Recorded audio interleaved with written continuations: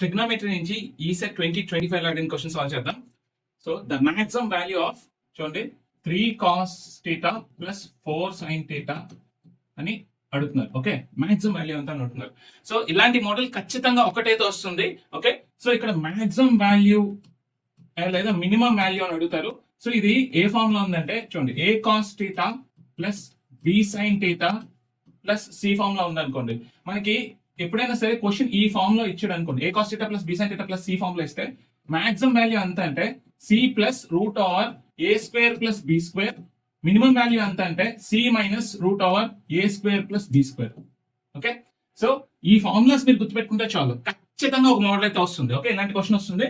చూడండి, ఇక్కడ మనకి 3 cos θ ప్లస్ 4 sin θ అని ఇచ్చారు. మనకి ఏ ఫామ్ లో ఉంది, a cos θ plus b sin θ plus c form లోనే ఉంది. ఇక్కడ ఏ అంతా చూడండి, a ఏమో 3, b ఏమో 4, c ఏమో 0.